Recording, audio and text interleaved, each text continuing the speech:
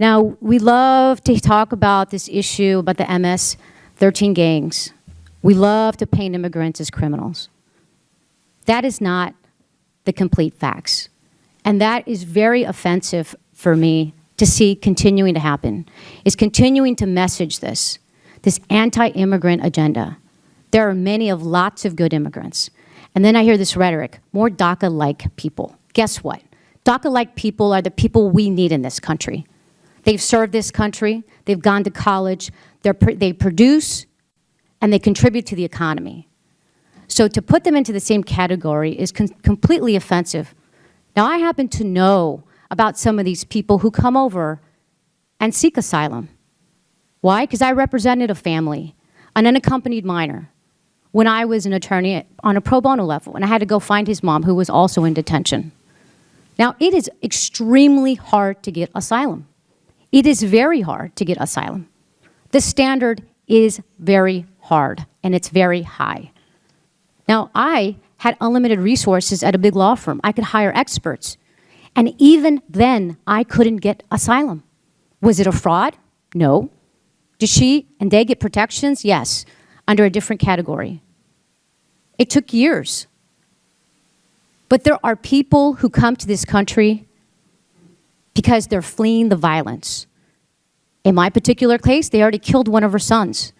Guess what? When one of your children is killed and you have one left, you are going to run. You are going to try to seek safe haven. And so it makes me sick to my stomach to keep hearing over and over again, painting the broad stroke and the picture as though these are folks who are coming here to do harm.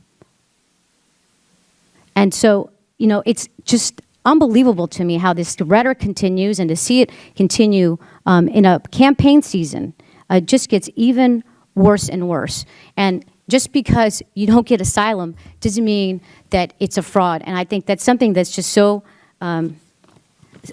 important for me to state. Now, I want to move on to the issue of family separation. According to the New York Times, more than 700 children had to be taken from adults claiming to be their parents since October, including more than 100 children under the age of 4. Secretary Nielsen disputed this figure at a May 15th Senate Homeland hearing. She said that the 700 children figure was an HHS number and not a DHS figure. Does anybody on this panel know what the DHS figure is?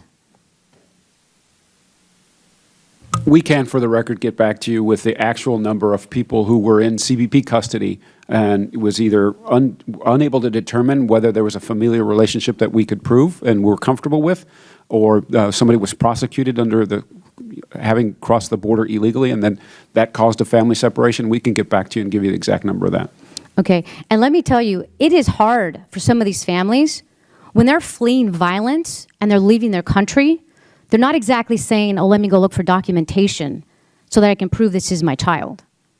I had a hard time in my own case having to find people there on the ground to get the documents that we needed to make a case, right? People are leaving because they're in distress, because they're facing violence and they're fearful, right? It's not generally something they're thinking about before they take off.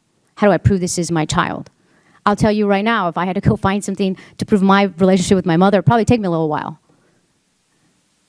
So I understand how difficult this is. Can you tell me how we are counting and tracking children that are separated from children? So everybody that's taken into custody, it goes through the sort of a booking procedure, right? We get the biographical information, and so all of that is in the documentation systems at CBP.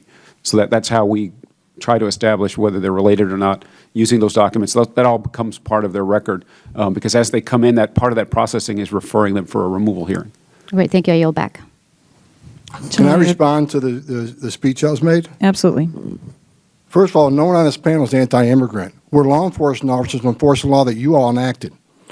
So to sit there and say that we're anti-immigrant is just wrong. We are enforcing laws. If you think it's okay to enter this country illegally and they shouldn't be arrested, that's just wrong. The laws clearly state enter the country legally is a crime. And no one's up here saying all illegal aliens are criminals. A certain percentage of them are criminals. They commit yet another offense after they're here. I have said many times, I certainly understand the plight of these people, and I feel bad for some of these people, but I have a job to do. I have to enforce the law and uphold the oath that I took to enact the laws enacted by you, Congress.